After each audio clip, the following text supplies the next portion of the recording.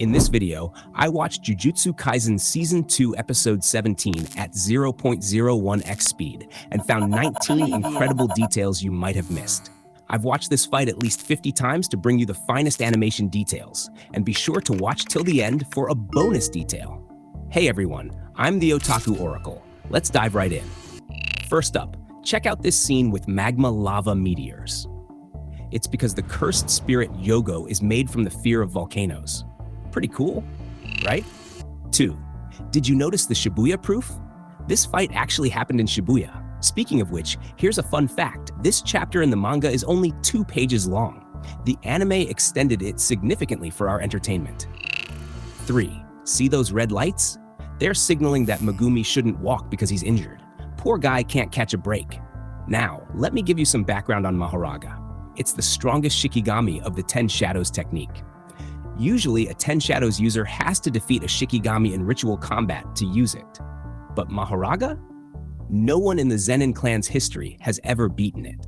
Even though Sukuna killed Mahoraga here, Megumi can still summon it because Sukuna didn't defeat it alone. 4.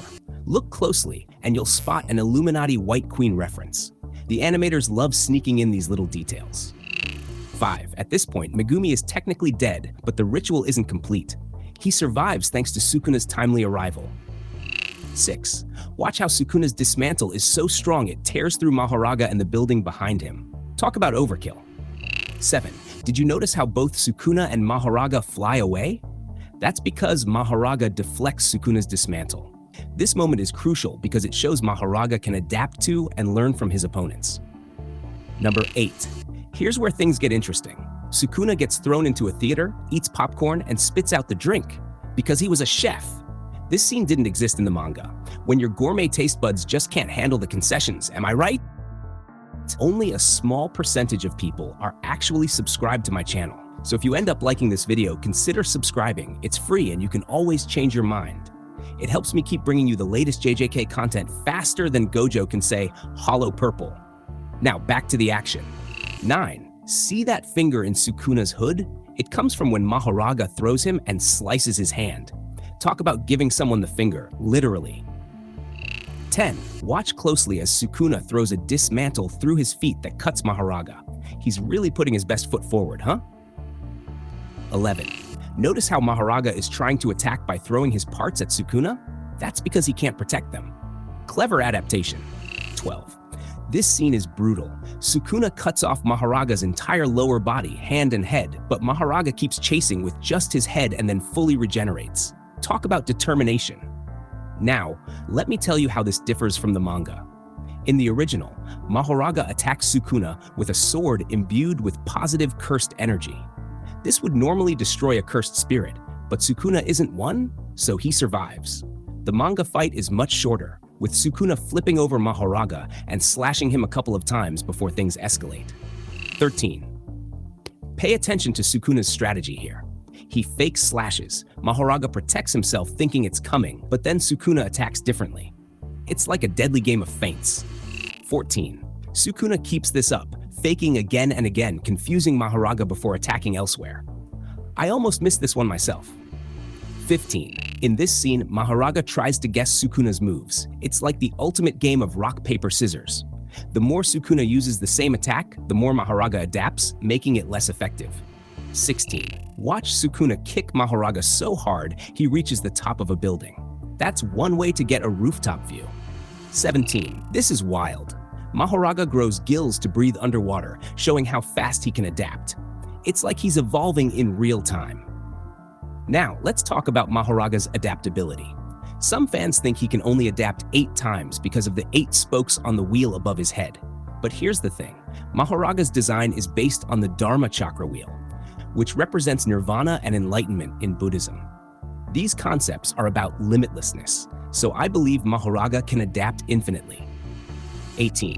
Here's where Sukuna pulls out the big guns. He uses his fire arrow and domain expansion to create a powerful explosion. It's like a thermobaric or vacuum bomb, filling the entire domain with extreme heat and pressure. This is why Sukuna is called a natural calamity. The fire arrow is one of the biggest mysteries in Jujutsu Kaisen and hasn't been explained yet. 19. Last but not least, here's a fun detail. The cast in Shibuya is no longer in the opening after this episode. MAPPA staff went all out with this detail. Speaking of MAPPA, they did a fantastic job expanding this fight. Many of Mahoraga's moves in the anime aren't from the manga. The animators added them for pure spectacle. And boy, does it show. And a bonus one for my special audience. Oh, and did you catch the sneaky Easter egg in this fight? One of the animators spilled the beans on Twitter about an inside joke they slipped into the episode. Remember how Shibuya gets absolutely wrecked? Well, in one of the buildings where Sukuna and Mahoraga duke it out, the floor plan isn't just any old building, it's actually MAPPA's own animation production floor. Talk about art imitating life, huh? It's a cheeky nod to the hardworking and probably sleep-deprived staff. But wait, there's more. For you eagle-eyed viewers out there, did you spot Pochita from Chainsaw Man making a cameo? MAPPA animates that series too, so they couldn't resist sneaking in a little crossover action. Now, let's circle back to why Mahoraga is such a beast in this fight. Remember how we talked about his adaptation ability? It's like he's playing the world's most intense game of rock, paper, scissors. The more you throw the same move at him, the more he adapts, making your attack about as effective as a wet noodle. That's why Sukuna had to keep changing up his strategy. He needed to hit Mahoraga with something completely out of left field to stand a chance. It's no wonder Sukuna tops our list of the 5 strongest Jujutsu Kaisen characters. Curious who else made the cut? You can watch my short video. I'll provide the link to this video. All right, Jujutsu theorists, it's time to put on our thinking caps. This fight between Sukuna and Mahoraga raises some wild questions. 1. Could Mahoraga's infinite adaptation be the key to defeating Sukuna in the future? 2. What if Sukuna's fire arrow technique is somehow connected to his past as a human? 3. Is there a chance that Megumi might learn to control Mahoraga after witnessing this fight? Let me know, what do you think about these questions in the comment below. Remember, each of my videos grants you 1 star, and by the end of the month, the number of my videos you've watched will be your final Jujutsu score. This video earns you 1 star. How many stars will you collect by the end of the month? I hope I was able to give you at least a few new details about this epic fight between Sukuna and Mahoraga. If you are interested in what's happening right now in the manga, watch this video. If you enjoyed these insights, make sure to turn on the notification bell for the latest updates. My last video got 20 likes. Can this one cross 30? Until next time, stay cursed.